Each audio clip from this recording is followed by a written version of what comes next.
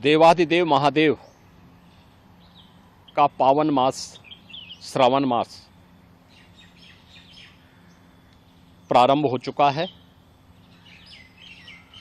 श्रावण मास की कावड़ यात्रा जग विख्यात है। पूरे देश के अंदर और ख़ास तौर पर उत्तर भारत में इस दौरान शिव भक्त महादेव के अनुष्ठान में लीन होकर के सभी शिवालयों में जलाभिषेक के साथ अपनी असीम भक्ति का प्रदर्शन करते हैं।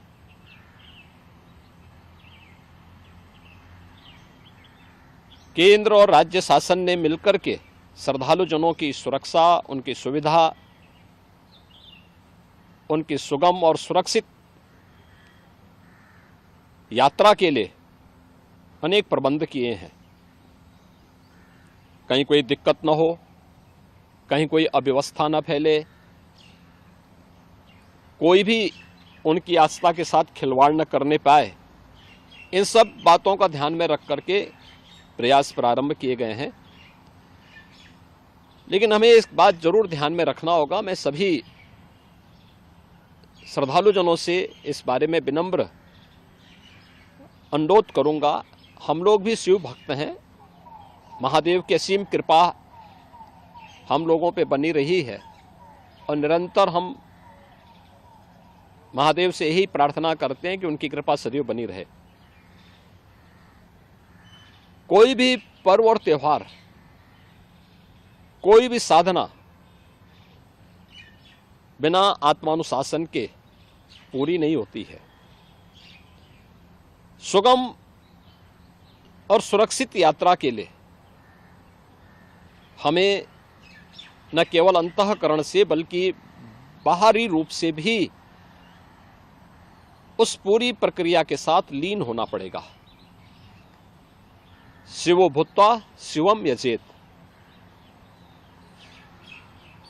शिव बनने के लिए शिव जैसी साधना भी चाहिए, उस प्रकार का आत्मानुशासन भी चाहिए, और तब यह कावड़ यात्रा न केवल श्रद्धा और विश्वास की प्रतीक के रूप में बल्कि आम जन के व्यापक विश्वास की प्रतीक बनकर के उभरेगी। जैसा कि इस समय हम लोग देख रहे हैं माहौल कि असीम श्रद्धा भाव के साथ जनता जनार्दन, समाज के अलग अलग तबके के लोग उनकी सेवा के लिए तत्परता के साथ कार्य कर रही है। और सरकार ने भी अपने स्तर पर न केवल बेहतरीन पेट्रोलिंग के माध्यम से, स्वच्छता के माध्यम से, स्वास्थ्य की व्यवस्था के माध्यम से शिविर लगा करके भी अनेक प्रयास प्रारंभ किए हैं और आवश्यकता अनुसार ड्रोन और हेलीकॉप्टर से निगरानी और पुष्प वर्षा की व्यवस्था भी इसके लिए की है।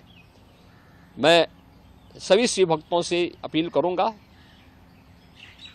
कि देवादेव महादेव की ये कृपा हम पर बनी रहे।